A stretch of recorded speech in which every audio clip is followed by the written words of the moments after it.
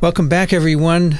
This is lecture number 15, and today we are going to talk about mechanisms of pathogenesis. And this quote is very appropriate. We have met the enemy and he is us, because that's what it is pretty much when it comes to pathogenesis. Now, pathogenesis is the process or the processes that lead to disease. We could be talking about viral pathogenesis or bacterial or disease, non-infectious disease pathogenesis. But today, of course, we're talking about viral pathogenesis. And the key here is that disease is often a collateral outcome of the parasitic nature of viruses. What does that mean? It's an accident. It's a byproduct because viruses are parasitic. They take things away from the host, and that can sometimes damage them. But as you'll see today, often the immune response causes that damage. And here's a key point. Selective pressures that control evolution of viruses act only on the abilities of viruses to survive. I don't really like that word. This is right out of the textbook. I would say to endure and reproduce. So in other words, evolution, the selective pressures of evolution are on reproduction and transmission, not causing disease. When you think about it, there is no advantage to causing disease in a host. It's a collateral effect. And that's why I often get annoyed when I hear about variants with increased virulence. Very difficult to prove that. And if it's true, then it has to be a consequence of something else that changed and was selected, and the virulence is going up by collateral, okay? Not because it was selected for. So keep that in mind. Virulence is not selected for. Transmission and reproduction is. Now, when we study pathogenesis, mostly we use animal models. We cannot do experiments with people for the most part, although there are some viruses with which you can do human challenge studies, noroviruses and rhinoviruses. And you know, the crazies in the UK apparently are going to do a challenge trial with SARS-CoV-2. And they're saying, you know, I shouldn't go on, but I'm going to. You know, we're going to do this in healthy young people. And you know what? Guess what? Healthy young people develop long COVID, even after a mild infection. So who's going to take the responsibility of that completely ill-informed idea to do a challenge trial? Anyway, we use animal models, but they're not perfect, and that's why this slide is called Mice Lie and Monkeys Exaggerate. What does that mean? I think you get it. No animal model is perfect. They provide a guideline, and you have to look in people, make observations, and see if they make sense in terms of what you find out in animals. Do not be governed by the tyranny of the animal model. Nevertheless, I'm a big fan of animal model for figuring out fundamental issues. How do you use animal models? So we use a lot of different kinds of animals. Mice are very popular because they're small, they're genetically manipulable, they're different strains. And so here on this slide are different ways we can use a mouse. We can modulate the immune response of the mouse. You know, we can deplete immune cells. We saw an example of that last time. We can introduce clonal T cell receptors, overproduce immune mediators.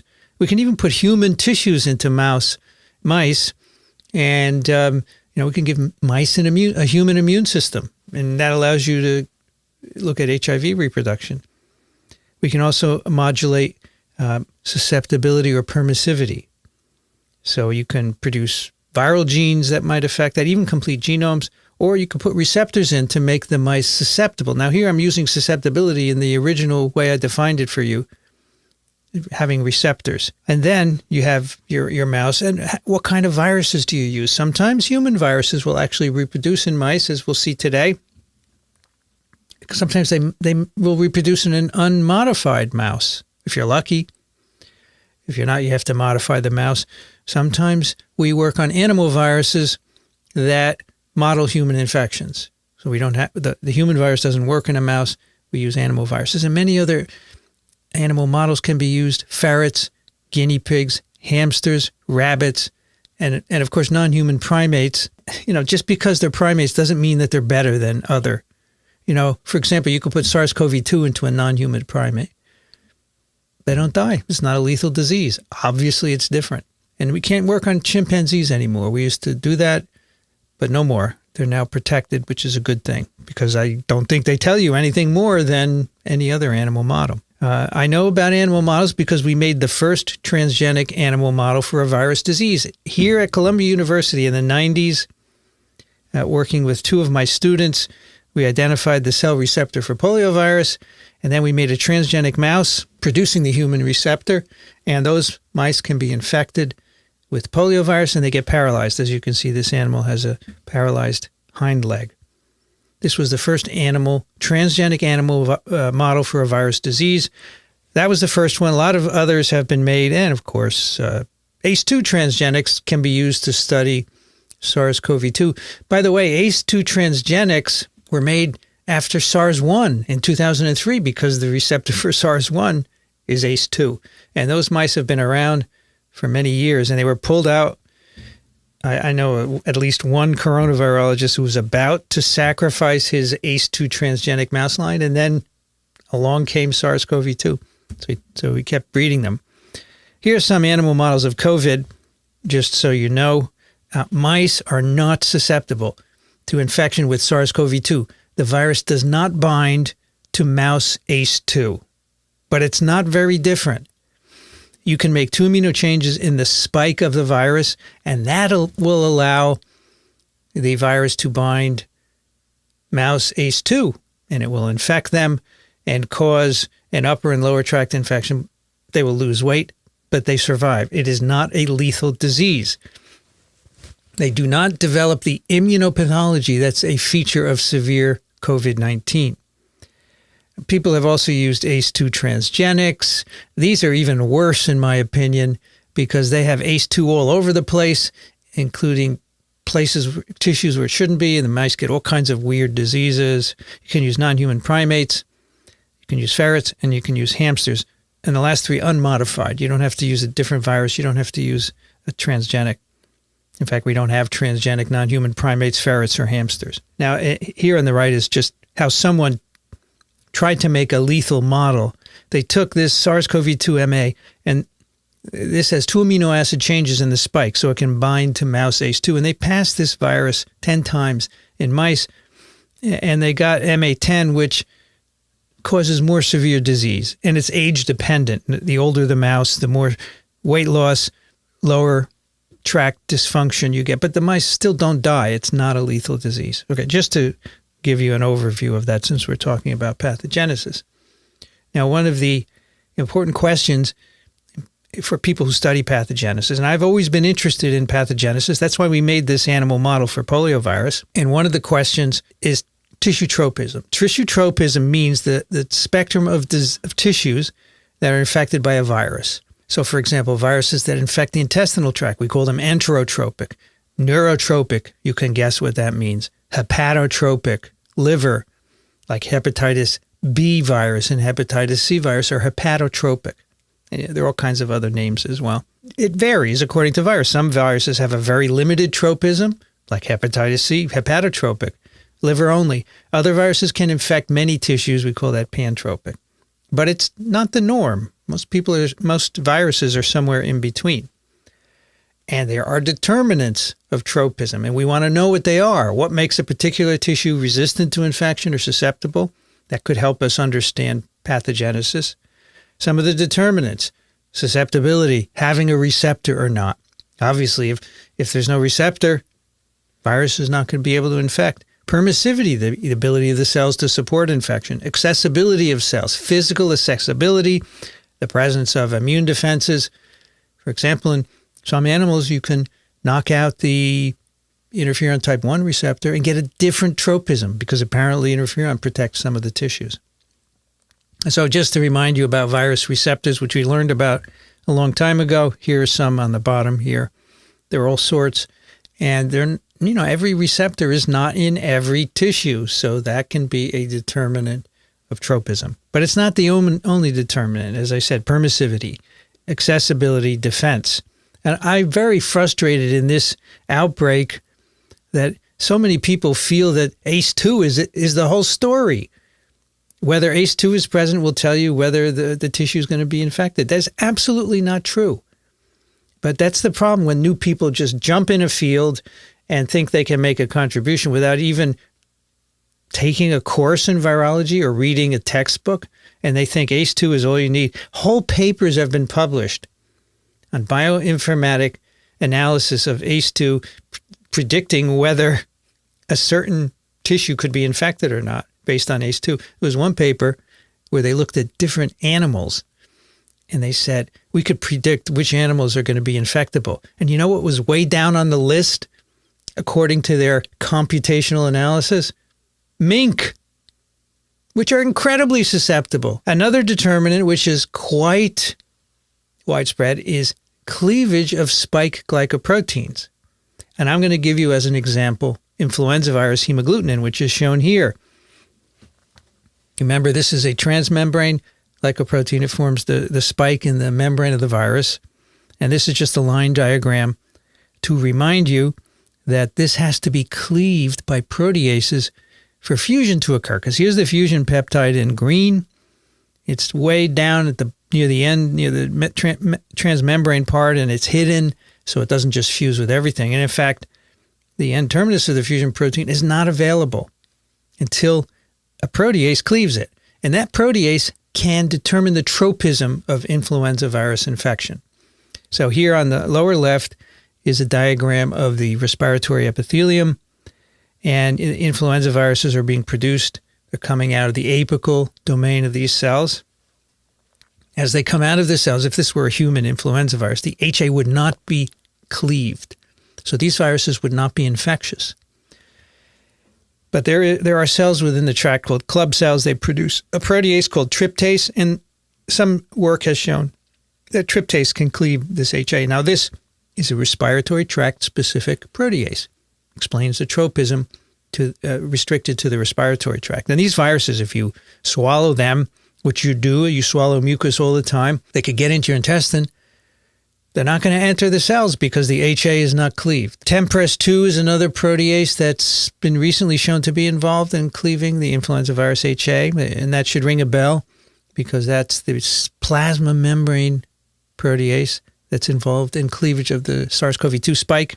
Important for fusion there as well. Now, I think we may have mentioned, maybe at office hours, avian influenza viruses like H5N1. We'll talk about these a bit later in emergence. Now, these are viruses of chickens, turkeys, and geese, birds, right? Birds. They're avian influenza viruses.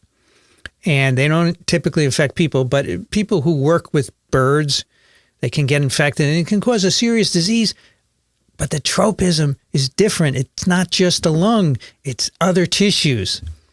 So it can cause a really a pantropic systemic disease. And why is that? Well, because the cleavage site just north of the fusion peptide in the HA of H5N1 viruses is cleaved by furin.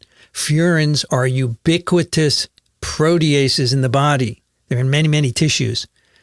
So, and they're in the cell, and they actually cleave the virus on the way out.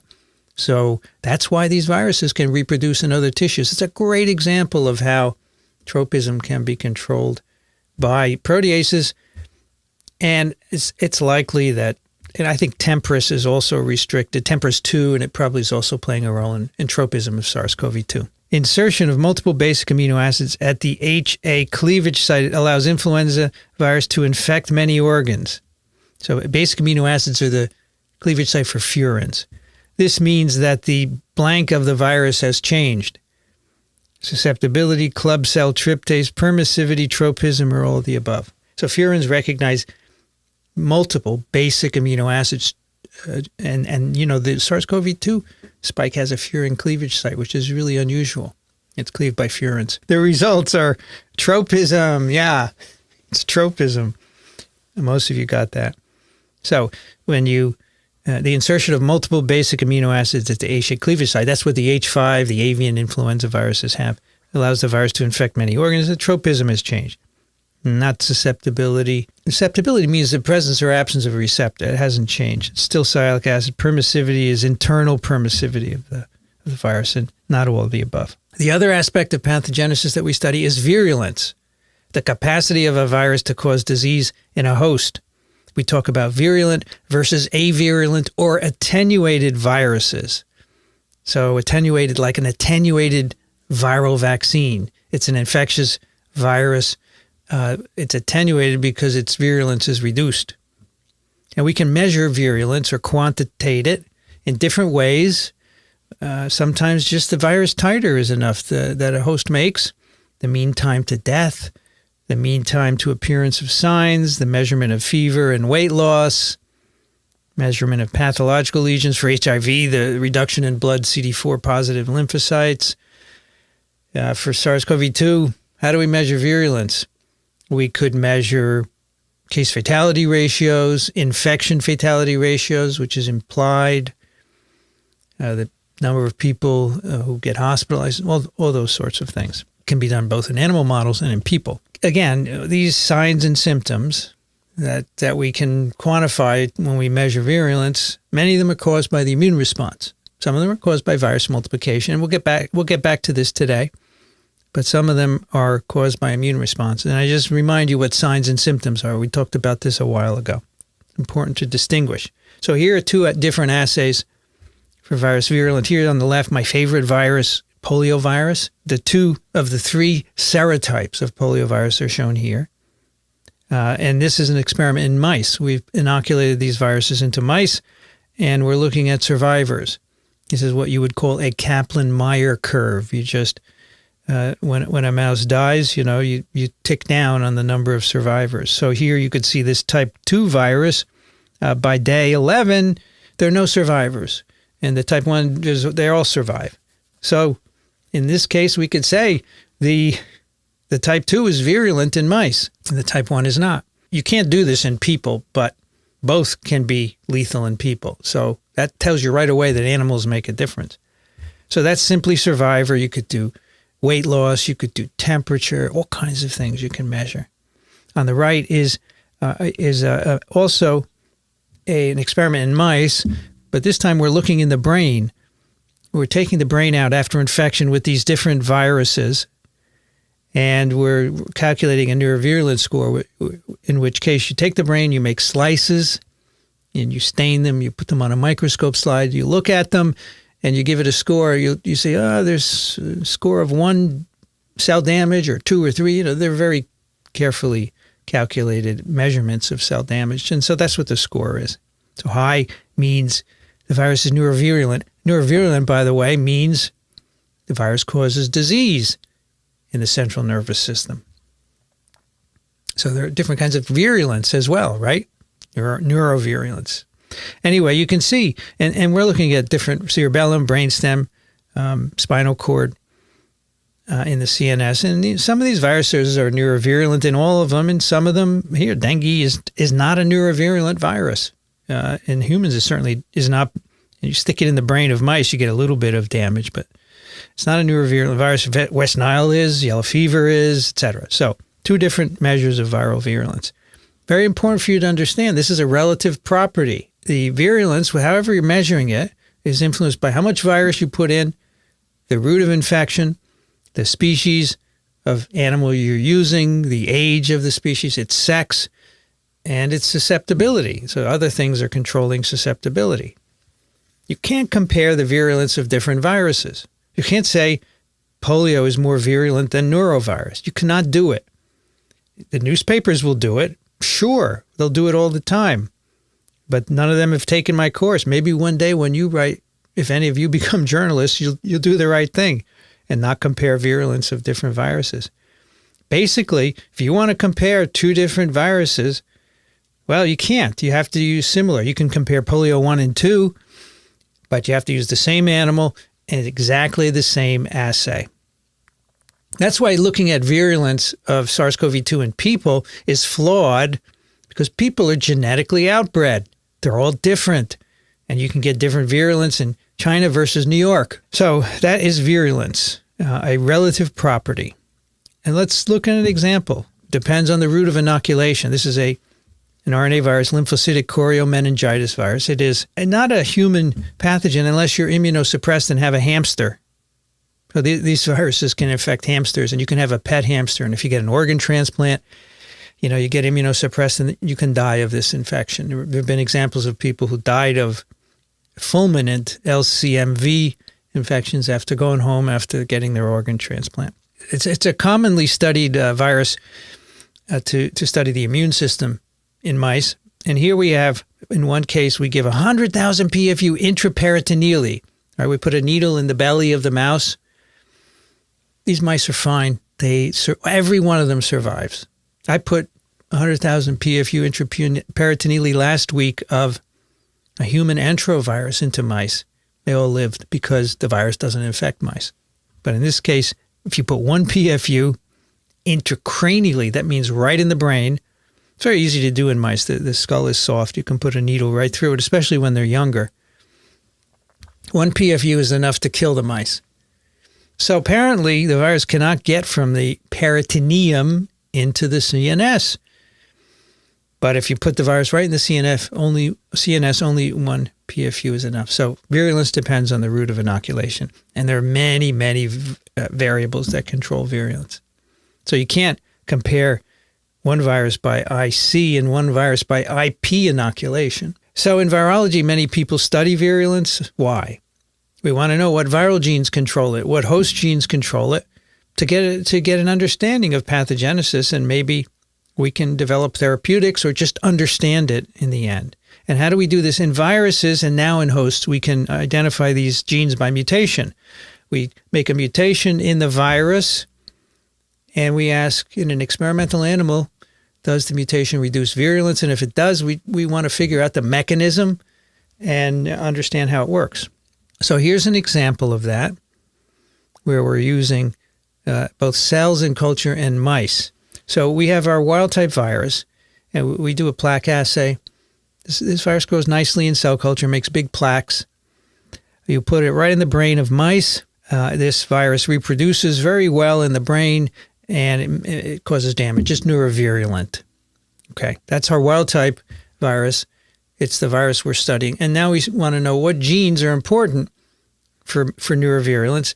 So we introduce mutations into the virus. And we can do that very easily these days. And here we have a mutant virus, which it has a general defect in reproduction in cells and culture. It makes small plaques. It doesn't grow well.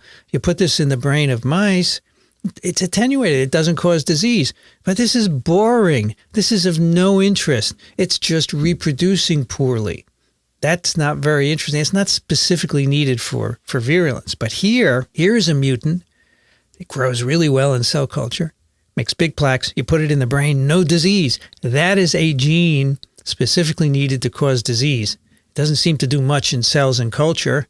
But in an animal, it's important for virulence, neurovirulence. Those are the genes we want to study, not just ones that make a wimpy virus. And over the years, as people have done these kinds of experiments, they have found 4 classes of viral virulence genes. First, genes or gene products that affect viral replication, specifically in an animal, not in cell culture.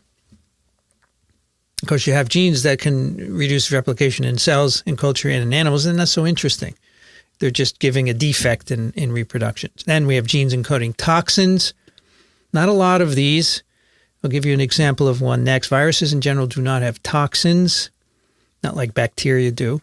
Then we have genes encoding modifiers of host defense mechanisms. That's a big one, right? Every virus has to encode at least one antagonist of immune responses, intrinsic, innate, adaptive. Otherwise, it's not going to be around long. And if you take those out by mutation, boy, are you going to reduce the virulence of the virus. And then finally, genes and gene products that enable virus to spread in the host. In a cell and culture, it wouldn't be so crucial to go from the respiratory tract to the brain, for example, because you don't have that in cells and culture. Now, mutations in these last 2 classes of genes often have no impact on reproduction in cells and culture, and some in this first may not have an impact either. And some people call them non-essential genes. That is a bad name because of course they're essential for something. It's just not you're not looking in the right place. If you're looking in cells and culture and taking that gene out, gene X has no effect, well, it's not needed in cells and culture. But viruses did not evolve to reproduce in cells and culture. They evolved in hosts. So you better look in a host. So don't call them non-essential genes. You can delete most of the adenovirus genome. It doesn't mean it's not essential. In an animal, that virus wouldn't do anything. Now, some virulence determinants are actually not proteins. They can be non-coding regions of genomes. So here is a beautiful example. The Sabin vaccine strains of poliovirus there are 3 of them. Each of them has a mutation in the 5' non-coding region that reduces virulence. And that's why they're good vaccine strains. So here is the genome, and at the 5' end is a highly structured sequence, the internal ribosome entry site, or iris. And the poliovirus vaccine strains all have a single base change in this stem loop number 6, shown here. That's expanded on the right. The type 1, there are 3 serotypes of polio vaccines, right? Type 1, 2, and 3. And each of them has a single base change here. These changes do nothing to the virus in cell culture. Nothing. But if you stick these in an animal, I'm going to show you that experiment in a moment, they have a big difference. And this is work we have done in our lab many years ago using our transgenic mice. So here, polio replication in the mouse brain. We have 2 polioviruses that differ only by 1 base, position 472. And I go back and show you, that's right here in the 5' non-coding region. And in the vaccine strain of Sabin's vaccines, it's a U. In the wild-type virus, it's a C. And if you inject virus with a C into mice, the lethal 50% lethal dose is about 9,000 PFU. If you inject the U-containing virus, the mice never get paralyzed. They're fine because a single base change in a non-coding region prevents paralysis, and it prevents replication. So this is replication of the virus in the mouse brain, PFU per gram of brain over time after infection. The virus with a U is cleared. Virus with a C reproduces. 1 base in a non-coding region. It's amazing. Someone asks if virulence genes are organism specific. So in other words, would a mutation that reduces virulence of a virus in a mouse, would it also do it in other hosts? Well, yeah, they can. They don't have to be specific. They can be broad like this one. This mutation reduces virulence in mice, and it also reduces virulence in people. We know that because the vaccine strains have a U, and when you take these vaccines, they rapidly revert to C in the gut in about 2 days. And all babies that get Sabin vaccine excrete viruses with C. And about 1 in 1.5 million of them can get polio as a consequence because they have some defect in their immune response. So yes, they can be similar, but they can be distinct as well. Here are some examples of viral gene products that modify host defenses. We've actually talked about some of these already. Immune modulators that interfere with apoptosis, autophagy, or intrinsic proteins like ApoBec3G. I talked about an HIV protein that directs ApoBec to be degraded. There are virokines and viral receptors. These are viral homologs of chemokines and chemokine receptors that interfere with chemokine activity. There are some viral proteins that combine complement and inhibit the complement pathway. There are modifiers of MHC1 and 2. We talked about these last time. And these are often not required for growth in cell culture. Why? Because none of this is in cell culture. Perhaps with the exception of apoptosis and autophagy, all the others aren't in cell culture. There's no effect of MHC1 or 2. There's no immune system. Here's another example, and this is of a chemokine. So a chemokine receptor homolog would be called a viroreceptor. And so this is a herpes virus of mice, gamma herpes virus 68. It has a gene called the M3 gene, encodes a chemokine receptor. And what this will do, this will be produced, and it will bind chemokines from the host and prevent them from working. So it interferes with the chemokine response. So when you infect mice with this herpes virus, kills them, intracerebral inoculation, it's neurovirulent. And here we're looking at percent survival with dose of virus. So the wild-type virus is in blue. You can see increasing doses, more and more of the animals die. And you can calculate like a 50% survival, which would be, right there, looks like about 5 PFU. Now you take out the gene, the M3 gene, and look at this now. 50% survival is now over 100 PFU. So you've reduced the virulence of that virus by taking out this chemokine receptor gene. And if you put it back in, that's the red virus, it regains its virulence. Now, you often do this when you delete a gene from a virus. You don't know if you're making other changes without knowing it. Maybe things happen in the cloning. So you always put the gene back and make sure you restore the phenotype. Here's an example of a toxic viral protein. This is a rotavirus protein. And rotaviruses cause gastroenteritis. And they do so mostly in very, very young children, babies. And it can kill them because if you don't hydrate them, they'll die. And in countries that use the vaccine, there's no more death from this. And even pre-vaccine, certain countries can handle hydration of babies, but other countries can't. And many children died annually. And what happens is you get diarrhea and vomiting.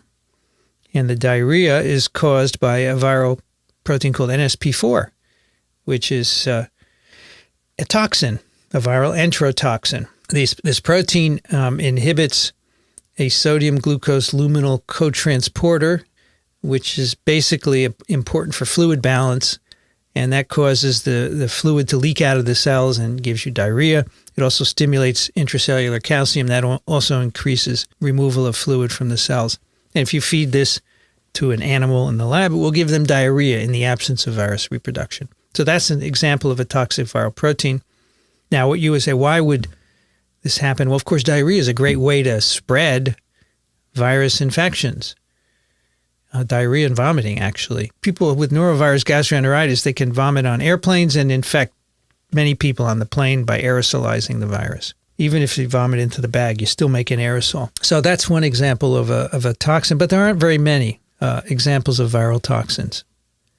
Next question, which statement about viral virulence is wrong? A, it can be influenced by dose, route of infection, species, age, gender, and susceptibility of the host. B, it can be quantitated by measurement of fever. C, Ebola virus is more virulent than human papillomavirus. D, it is the capacity of a virus to cause disease in a host. E, when comparing virulence, the assays must be the same. Do we know that what the change in the one base does to reduce virulence with poliovirus? No, I spent many years working on it and we don't know. And now that the virus is almost eradicated, nobody can work on it anymore. So I'm afraid we'll never know, at least for poliovirus. Let's see what we found here. 97% got the right answer. What's wrong is saying that Ebola is more virulent than human papillomavirus. You can't compare different viruses because they have totally different assays. And, you may say, wow, Ebola kills a lot of people. Right, but you can't compare them scientifically. That's the point. Now, we've talked about viral determinants of virulence, right? The 4 classes of genes that can regulate virulence of viruses. The cell can also have determinants of viral virulence, right? And this is what makes some hosts more susceptible to severe disease than others. So here is a beautifully studied example. This is a disease called herpes simplex encephalitis. Now, most of us get infected with herpes virus in the first few years of our life from our parents. As they kiss us, they give us the virus, and it then infects our mucosal epithelial cells and goes into our peripheral nerve ganglia. We'll talk about this in a couple of lectures, and becomes latent there, and that's how you have it for your whole life. Periodically, it's reactivated. You get a cold sore.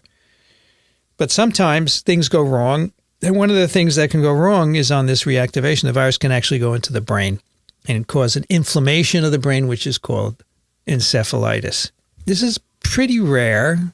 Everybody has herpes and everyone gets reactivated, although not everyone gets cold sores, but 1 in 250,000 people a year get herpes encephalitis. And it has, if you don't treat it, and you can treat it with antivirals, it's 70% mortality. There are 2 peaks of incidence around 6 months to 3 years of age. And that's when you first get infected with herpes viruses. So that's the primary infection. So there's a peak of encephalitis then, so you can get brain invasion with that first infection.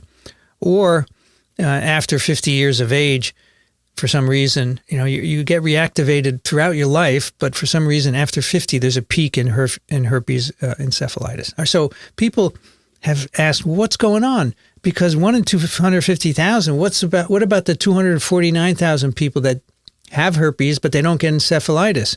So what they do now is you can do genome sequencing, right? What we call GWAS, genome-wide association studies. There's a fancy name for saying we'll sequence someone's exome, the coding regions only, and we look for single nucleotide polymorphisms, which are called SNPs, that associate with some severe disease, in this case, encephalitis, right? Now, SNP is a fancy name for mutation. We don't say that they're mutations because who's to say what's wild type in people, right? You have some different base at a certain locus and someone else has a different one. And maybe they're all fine. So we call them SNPs, polymorphisms. SNPs, of course I call them mutations, but SNPs in TLR3, UNC93B TRIF or TRAF are the ones that predispose people to herpes simplex virus encephalitis. Because in this case, they are mutations. They really mess up the proteins. So here is how herpes virus gets into cells. It gets into cells by endocytosis. And infection is sensed by toll-like receptors. And these genes are all part of the toll-like receptor pathway. So TLR3 is the actual toll-like receptor in the endosome that will sense nucleic acid. UNC93 is a ER protein that's important for getting TLR3 to the endosome, and then TRIF is one of the proteins present in the signal transduction pathway from TLR3 to the nucleus. So basically, these people have a defect in sensing and responding to herpes infection by the innate immune system. So when they have reactivation, their cells make a lot more virus, and that gives you a better chance of it getting into the CNS. So that's a beautiful example of how you can identify why certain people get severe disease. Of course, we have now done this for COVID-19. A number of studies have done it. In fact, this study that I'm showing you about herpes was done, and these are often big collaborative studies. This was headed by a group at the Rockefeller University of the group of Jean-Laurent Casanova, and he's also participated in COVID-19 GWAS studies. So again, you're looking for, you sequence patients' exomes, and you stratify them according to what kind of disease they have, and you say, do certain changes go with severe COVID? This is not easy to do because the genome is 3 billion bases. Well, and the exome is smaller, and it's only 1.5% of that, but still, it's a lot of work and there's a lot of noise. Anyway, this is one study that was just published. It's by this group, Genetics of Mortality and Critical Care. They had 2,200 critically ill patients from 208 UK intensive care units, right? So you don't need a lot of material. You just need some blood. You can get the lymphocytes out and sequence them, their genomes. And this is a plot where we're looking at the probability of a certain mutation or SNP being associated with severe disease across all the chromosomes, all 22 somatic chromosomes here. And you can see certain genes pop up above the noise, right? Every part of the chromosome has noise. There are SNPs. We're all different. In fact, every cell in our body is different from every other one. Some of these are here. IFNAR2 is the type 2 interferon receptor. So people with a SNP there are at risk for more serious disease. Here's a kinase involved in interferon. Here's a sensor of the innate immune system, OAS. And as a control, they show you where the ABO blood group is here. I don't know if you remember, but early on, people thought that AB blood group types tracked with severe disease. They don't. They don't even rise above the background here. You can see that was a mistake. Chemokine receptor gene, etc. So you can now take these and do some functional studies and ask, does this make a difference, say, in cells and culture? That's what they did for the herpes virus gene as well. So it's pretty cool stuff.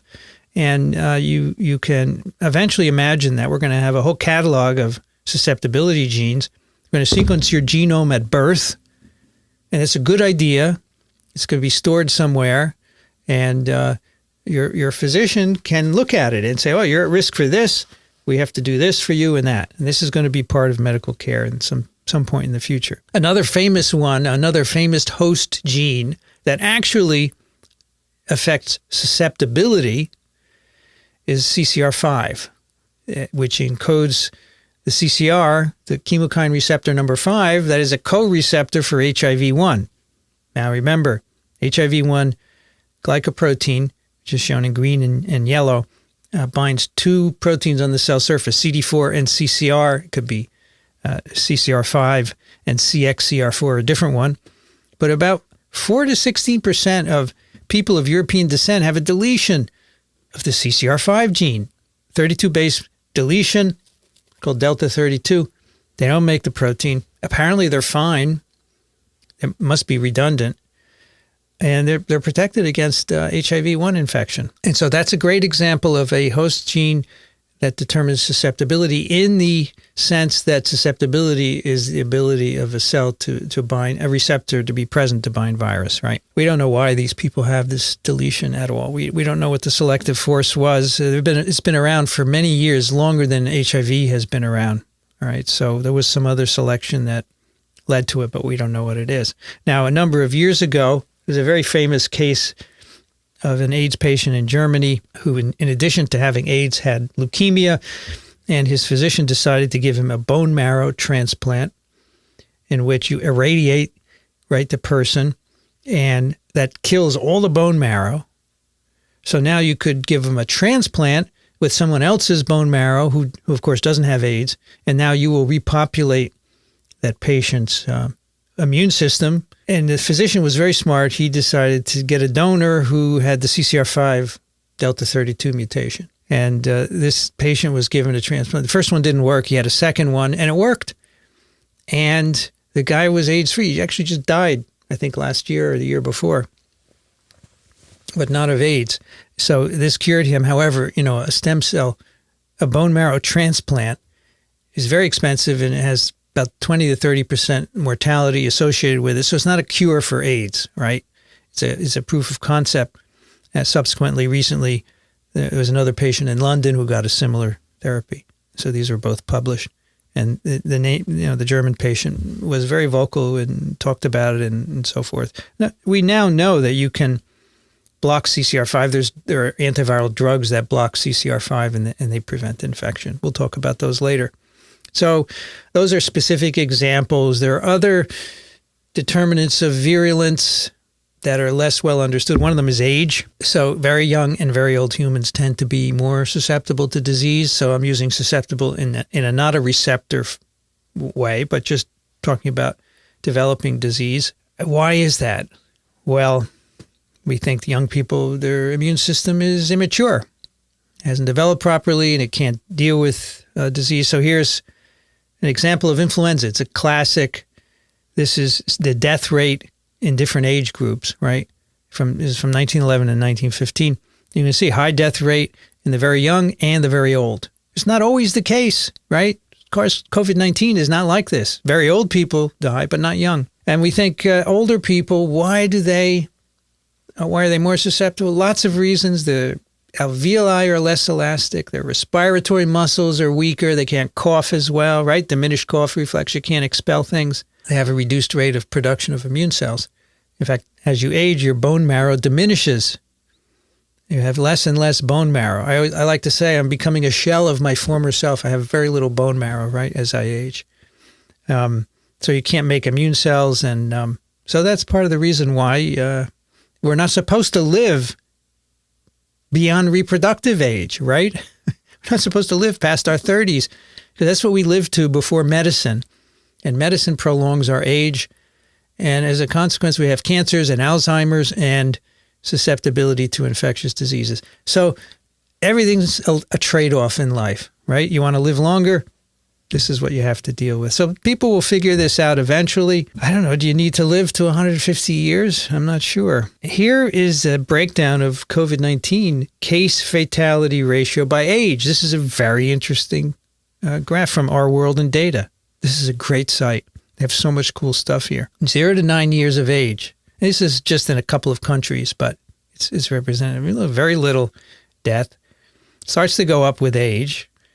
And then you can see the very old, over 60-ish, start to get very high death rates, highest in 80-plus years. And again, that's probably a combination of immunosenescence, weak muscles, and so forth. That's why if you're over 65, you can get vaccinated. Another determinant is sex. In general, men or males specifically, are slightly more susceptible to infections than females, but not always. It is the case for COVID-19, about twofold effect, twofold more lethal in men, but not every disease is the same. In general, and many people have studied this. Brock Klein at Hopkins has made a career of studying this with influenza. In general, it looks like there's elevated humoral immunity in females compared with males.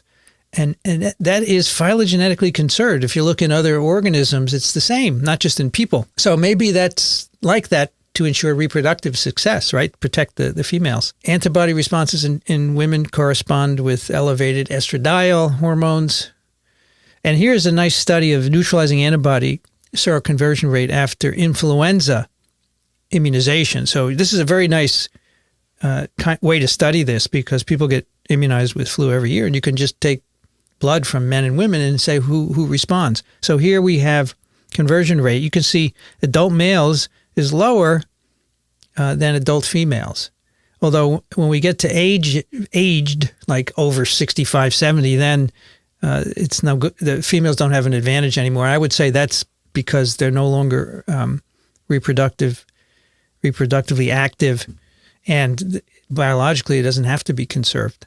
But this is the difference here at younger age. Pregnancy is another one that makes certain viral diseases more lethal. Hepatitis A, B, E, influenza, and COVID-19. They're all more lethal in pregnant females. But again, not every disease follows these patterns. And finally, some other determinants. Malnutrition increases susceptibility because it compromises physical and immune barriers and immune responses. And this is why measles is 300 times more lethal in developing countries than in Europe and North America, because specifically of malnutrition in those countries. And that's a real shame. Cigarette smoking also increases susceptibility to respiratory infections, and people are studying the mechanisms, and they're multiple, and they have to do with physical damage by tars, but also by impairment of innate immune responses. Air pollution also increases respiratory disease. Cities with greater pollution have greater rates of respiratory disease. And stress also causes increased susceptibility to infection. So try not to stress. I don't know how you just don't do it, but you'll be healthier, I think. Which statement about determinants of viral virulence is wrong? Incorrect. A, virulence genes can encode viral proteins. B, virulence genes can encode cellular proteins. C, they're the same in all viruses. D, they can be found in untranslated regions. E, they may encode immune modulators. All right, let's see what we have here. That's right. Most of you got the right answer, which is what's wrong. They're all the same in all viruses. Virulence determinants are not the same in all viruses. Everything else is correct. Now, let's talk about how viruses cause disease. Some viruses injure cells, right? Cytopathic effects. We talked about these way back in the beginning, CPE. So there are viruses we call cytolytic viruses. They damage cells. We showed a picture of cells being infected with poliovirus, rounding up, detaching, syncytium formation, fusing of cells. That's a kind of cytotoxic effect. It's injuring the cell. It's fusing them. That's not good for the cell. And apoptosis, necrosis, pyroptosis, those are all specific mechanisms of CPE. Some viruses encode proteins that punch holes in cell membranes and that everything leaks out, the cell dies. Many viruses inhibit host protein synthesis. They inhibit RNA synthesis. This causes loss of integrity of cell membranes, enzymes leak out, the cytoplasm degrades. So basically, they're a class of viruses that damage cells, and when they do that in your body, that accounts for virulence. So if a virus gets into your brain and destroys neurons, like poliovirus, you're going to get paralyzed. However, many viruses do not kill cells, and that's where immunopathology comes in. What I like to call too much of a good thing. You know, the immune response is supposed to be good, right? But too much is not good. And we are seeing that in severe COVID. And for many viruses, the clinical symptoms, fever, tissue damage, aches, pains, nausea, well, those are mostly, for all viruses, a consequence of the host response, right? Flu-like symptoms, interferons. You know, they're systemic. If you have a respiratory infection, you get nausea, it's because of a systemic cytokine. And so all these, generic symptoms are immune response mediated. Even further, for viruses that don't kill cells, what we call non-cytopathic viruses, the disease is actually a consequence of the immune response. And I want to spend some time telling you about this. This is called immunopathology. Sometimes overexuberant immune responses can be adaptive, as shown here, and I say also overexuberant innate immune responses can cause problems. But even not overexuberant, as you will see, it could be just the normal immune response. So we have both T and B cell mediated kinds of immunopathology, and these are all the different viruses that are involved in both. Here we have CD8 positive T cells that are involved in immunopathology, CD4 positive, even broken down into Th1 and Th2 kinds of CD4 helper cells. And there's even B cell mediated. So dengue virus in humans and feline infectious peritonitis virus. It's a coronavirus of cats. Antibody mediated immunopathology. So here's an example of viral disease mediated by CD8 positive T cells. Those are cytotoxic T lymphocytes. The job of those cells is to lyse virus infected cells. But you can imagine that lysing cells in itself, it might help, resolve the infection, but it's going to cause some damage, right? So here we have LCMV, lymphocytic choriomeningitis virus, which I told you was a model immune virus in mice. You put it right in the brain of adult mice. In 8 days, they're dead. Choriomeningitis, an inflammation of the brain. If you inject immune suppressed mice, give them steroids, say, broad immune suppression. These animals are fine. They develop a persistent infection and they can live their whole life. They're fine. But if you give them CD8 positive CTLs from, say, another mouse, they die within 5 days. So the CD8 CTLs are killing them. And it's an example of immunopathology, right? Otherwise, if they're immunosuppressed, now you may say, why doesn't this happen? Well, you're putting the virus in the brain. So remember, normally you put this virus IP, they're fine. But when it gets in the brain, then that's the problem. So mice, in the wild, well, these are lab mice anyway, so they're highly inbred. But in the wild, that mice don't get virus put directly into their brain. This is a model for understanding pathogenesis. Here are just some additional experiments to show you what CD8 CTLs can do.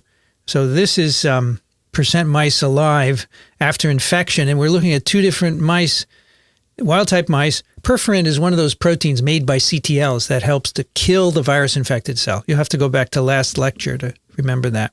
We can make mice lacking the perforin gene, and I'm sorry, the minus signs have dropped here. You can make perforin null mice, and those mice, they all live after infection in the experiment I showed you previously. So the wild-type mice all die after intracerebral inoculation. If you just get rid of perforin, now the CTLs are not able to damage cells, so the mice live.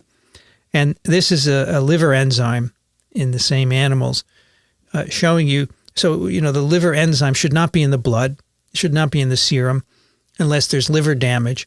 And the wild-type mice, they have the enzyme in the blood, which means they have liver damage also, but the perforin knockouts don't have any enzyme in the blood. And on the bottom is a different model. This is a model of heart damage caused by an enterovirus, Coxsackie virus, in mice. And you can infect mice with Coxsackie virus, and they get damage to their cardiomyocytes.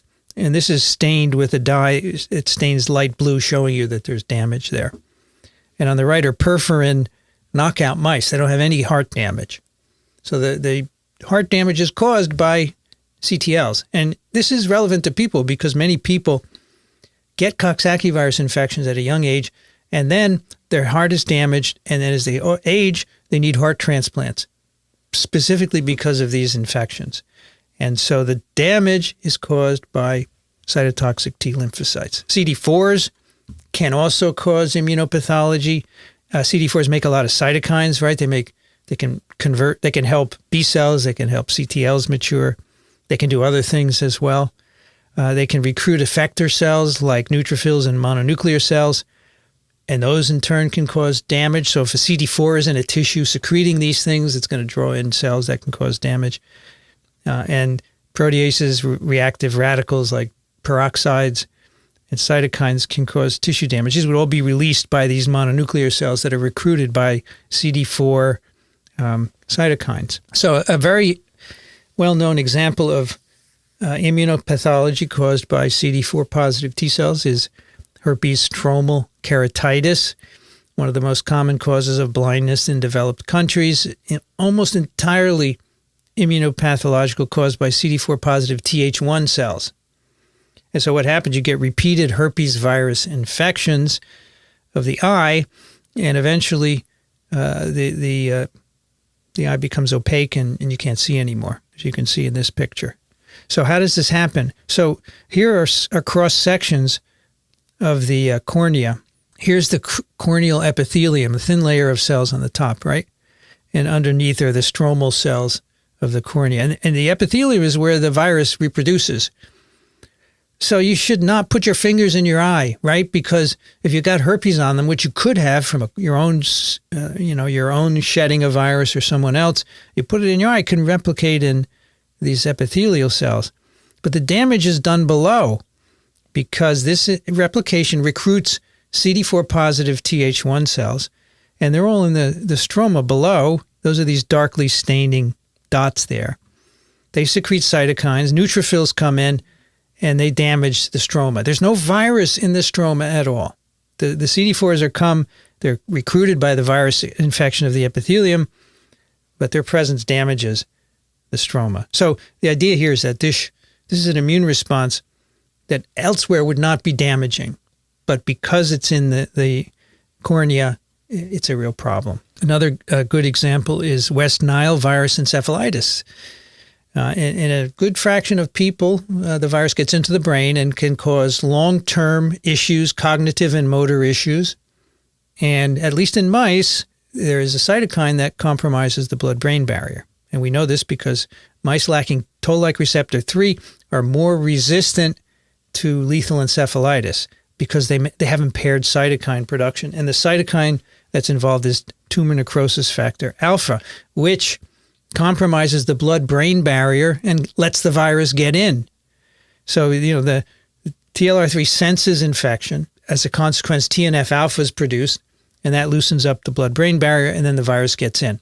So it's a double-edged sword, but that's what immunopathology is. So this is an experiment in mice where we've infected wild-type or TLR3 knockout mice, and at the same time we give them a dye. We inject a dye which normally should not get into the brain, but is a measure of brain permeability. So you can see wild-type virus, by day 3, the brain is full of the blue dye because it's become permeabilized. And if you infect TLR3 knockout mice, day 3, there's no dye in the brain because the blood-brain barrier has not been compromised because these mice are not producing as much TNF-alpha. Poxes and rashes are immunopathologies. And this, of course, are made by many virus infections, as we've talked about before. Measles, this child has measles, smallpox, varicella zoster. In many cases, Th1 cells and macrophages are homing in on the infected foci in the skin. The virus is reproducing. These immune cells come in, they make cytokines, and those cytokines increase the capillaries, and they pull T cells in, which causes the swelling and so forth. And finally, dengue is a disease of antibodies, B cells. Dengue also is a Cambodian rock group called dengue fever, which I've heard actually. I was on a visit to a radio station and they had this in the studio. And so they were interviewing me and I said, you have to play this because I'd never heard of that before. Cambodian rock.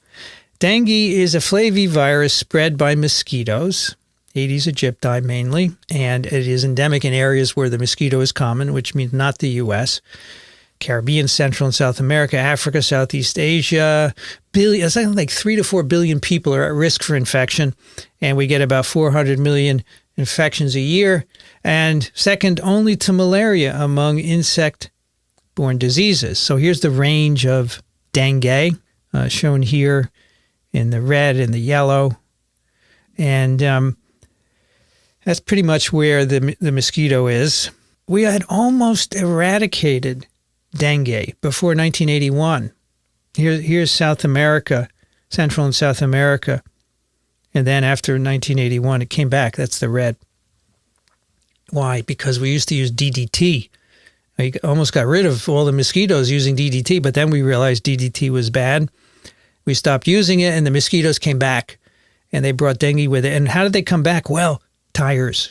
I mentioned this before, but the used tire trade is responsible for spreading mosquitoes all around the world. They pile these up on ships, open ships. They're full of water. Mosquitoes breed in them. And I told you, Aedes albopictus, the Asian tiger mosquito, was introduced into the U.S. in Houston by a container ship bringing in tires with the mosquito in it. Yeah, that's what we do.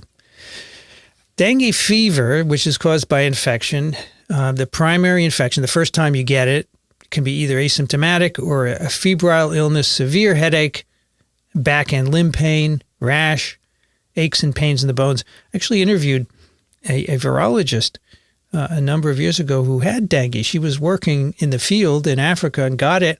And even years after the infection resolved, she still would have bouts of bone pain. So even though you recover, you can have long-term effects. In these primary infections, there's a low risk of getting a hemorrhagic fever and a severe disease where your capillaries are leaking and you get shock and you can die. Okay, so there are 4 serotypes and there's no cross protection. So when you're infected with one, you could be infected with the others again because the antibodies don't protect you. The problem is when you get a second infection with, say, you've had first dengue 1, then you get either dengue 2, 3, or 4. So you get your primary infection, right? You make your antibodies, you have memory, and then you get a secondary infection with a different serotype. The memory kicks in, you get antibodies. These antibodies can actually bind the virus if it's type 2 or 3 and the antibodies are against type 1, but they don't neutralize it. And these antibodies will bind to Fc receptors on like monocytes and macrophages and allow the virus to infect them where it normally doesn't. And this gives you more virus and it releases a lot of cytokines and chemokines from these cells. So this gives you a secondary infection, which is much more severe. It's immunopathological. And the incidence of fever and shock, which is called severe dengue, goes from 1 in 14,000 to 1 in 90 or 1 in 50. So this is antibody mediated, and what's the solution? Well, we have to vaccinate people so that they're automatically immune to all 4, and that's being done.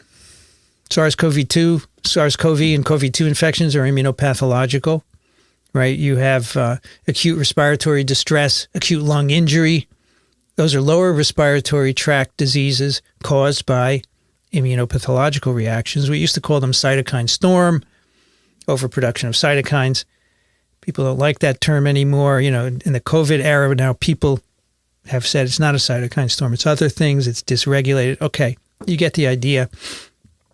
But it was first discovered in SARS-1.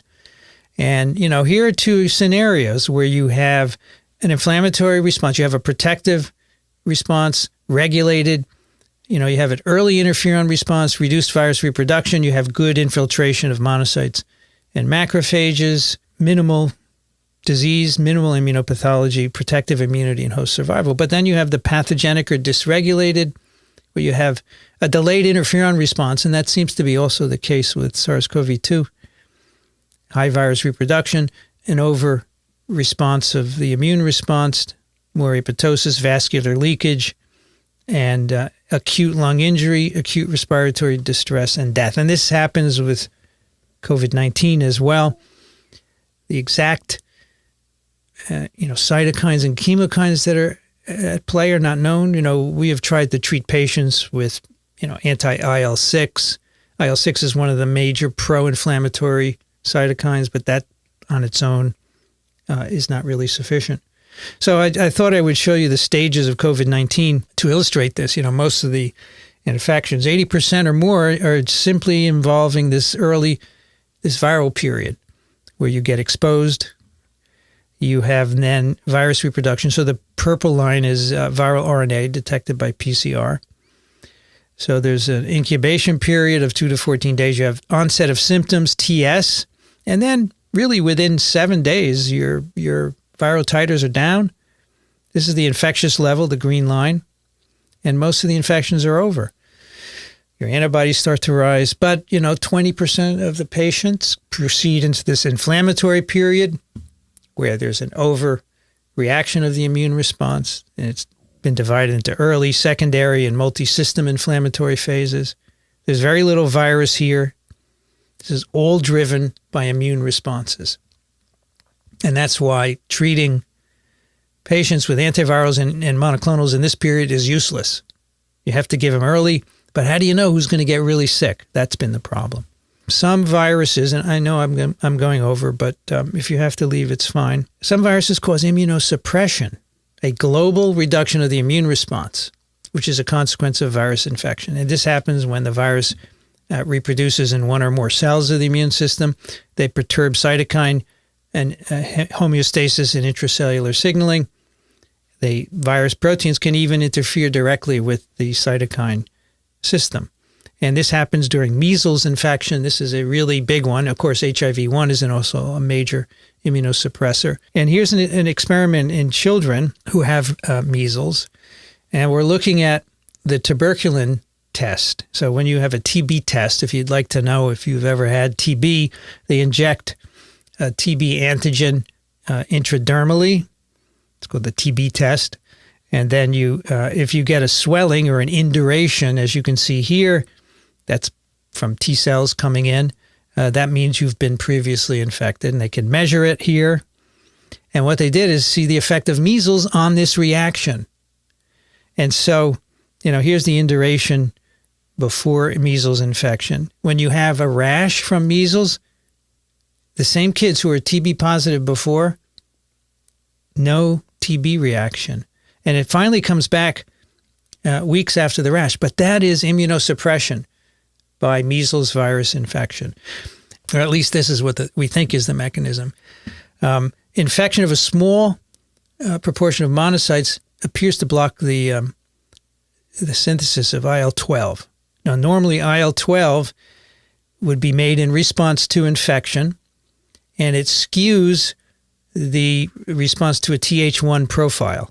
Okay, you have Th1 CD4 cells produced, and this, of course, favors the production of CTLs, killing virus-infected cells. But what happens in a measles virus-infected cell, IL-12 production is inhibited. Consequently, you get Th2 response, not Th1, and Th2 is not good for clearing the infection, right? You need CTLs to clear an infection. So we think this is why measles immunosuppresses. Just in the past year or two, an amazing paper was published in Science showing that measles erases your immune memory. What they did here, and because the virus infects not just those antigen-presenting cells I just showed you, but actually memory B cells and destroys them.